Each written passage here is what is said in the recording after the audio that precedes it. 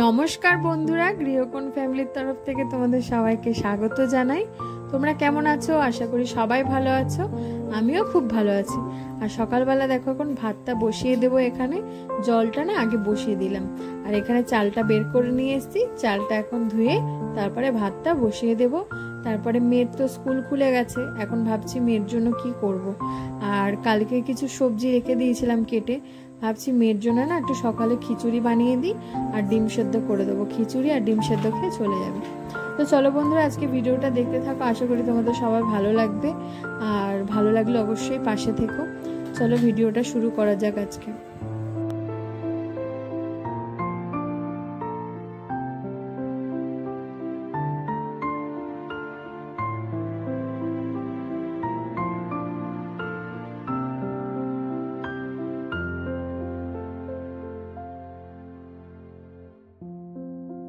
ভাতটা বসিয়ে দিয়েছি, আর দেখো এখানে মেয়ের জন্য কিছুটা গোবিন্দভোগ চাল, একটু মুগ ডাল, একটু মসুর ডাল দিয়ে বের করে নিয়েছি। আর এখানে একটু কুমড়ো দিয়ে দেব, পেঁপে আছে কাটা, আর আলু কাটা আছে, ওগুলো দিয়ে দেব। পেঁপে, আলু, কুমড়ো দিয়ে আর দু রকম ডাল দিয়ে, চাল দিয়ে ভাবছি একটু হালকা করে ওকে খিচুড়ি করে দিই। কেন বলো তো বন্ধুরা, সকালবেলা না ও দুধ খাইয়ে এখন পাঠাই না, কারণ যা গরম পড়েছে, ওই জন্য একদম হালকা করেই ওকে খাইয়ে পাঠাই। আর আমার মনে হয় সকালবেলা এই ব্রেকফাস্টটা, ভারী ব্রেকফাস্টটা ওর পক্ষে অনেকটাই ভালো হবে। আর একটু গাজর ছিল, গাজরটাও দিয়ে দিয়েছি, দিয়ে ভালো করে ওকে একটু সকালবেলা খিচুড়ি করে দেবো। আর ভাবছি এই খিচুড়িটা যে বানাবো দুজনেরই হয়ে যাবে, ভাগ্নিও সকালে খেয়ে নেবে, মেয়েকেও খাইয়ে দেবো। আর মেয়ের তো এখনো ওঠেনি ঘুম থেকে, ওর ওঠার আগে ওর খাবারটা বানিয়ে নিই, তারপরে ওকে তুলে স্নান টান করাতে হবে।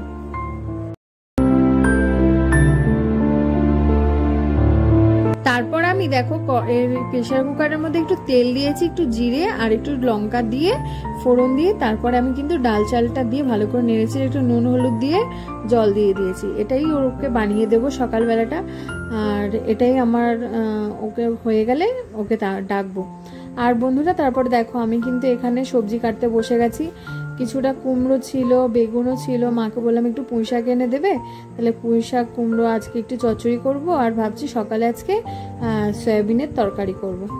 আর বেশি কিছু করব না, কারণ মা বাজারে গেছিল, মাকে বাজারে পাঠিয়েছিলাম।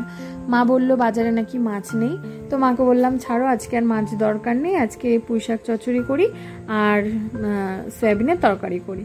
তো আমি এখানে কুমড়ো সব সবজি কেটে নিই, তারপরে মা এখন গেছে বাজারে। মা আসলে পুঁই শাকটা কেটে নেব, আর আলুটাও কেটে নেব সয়াবিনের, আর তাড়াতাড়ি রান্নাটা বসিয়ে দেবো।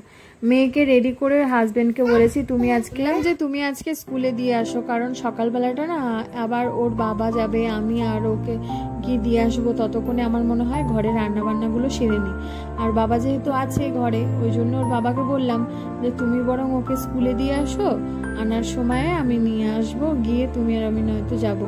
আর কি বলতো, এখন যদি আমি চলে যাই তো রান্নাটা অনেকটা লেট হয়ে যাবে, ওই জন্য সকাল সকাল রান্নাটা সেরে নেওয়ার চেষ্টা করছি।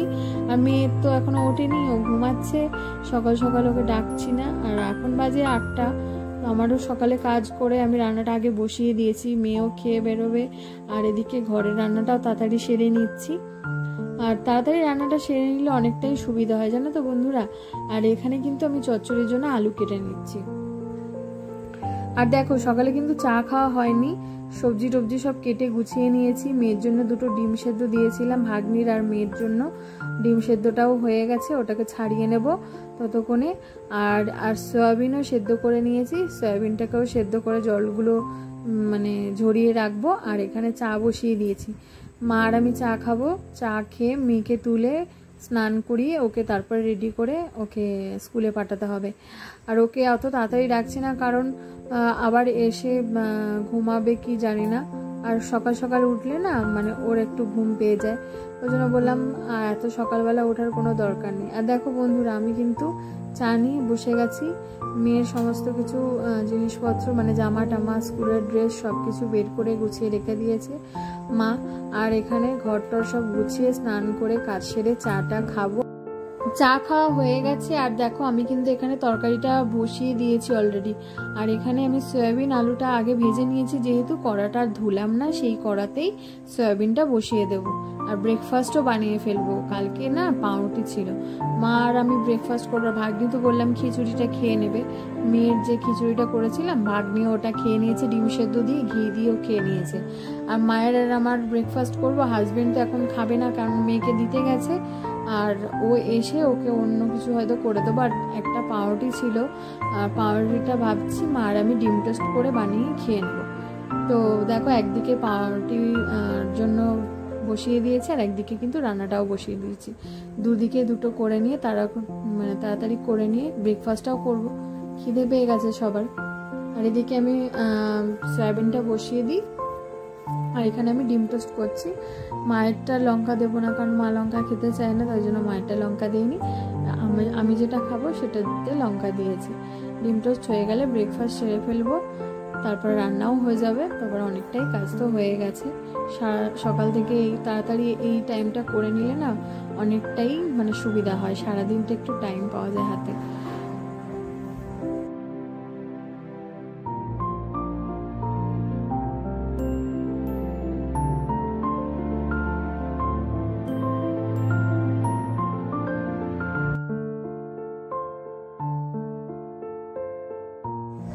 আমার ডিম টোস্টটাও হয়ে গেছে। এবার আমি আর মা ব্রেকফাস্টটা সেরে ফেলি।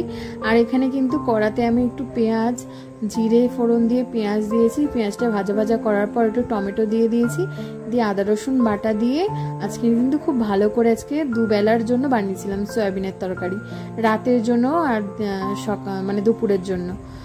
আর এটা করে তারপরে মেয়েকে আনতে যাবো।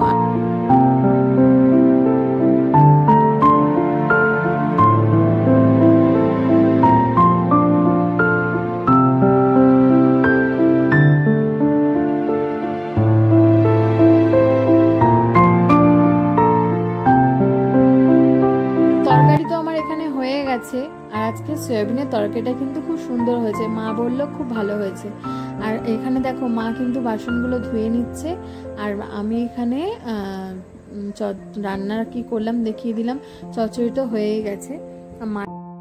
বন্ধুরা আজকে ভিডিওটা কেমন লাগলো তোমাদের অবশ্যই জানিও। ভালো লাগলে একটা লাইক করে দিও, কমেন্ট করে দিও। আর আমার চ্যানেলে যারা নতুন সদস্য তারা কিন্তু চ্যানেলটাকে সাবস্ক্রাইব করে দিও। আর দেখো আমি কিন্তু বিকালে রেডি হয়ে বেরিয়ে পড়েছি মেয়েকে নিয়ে।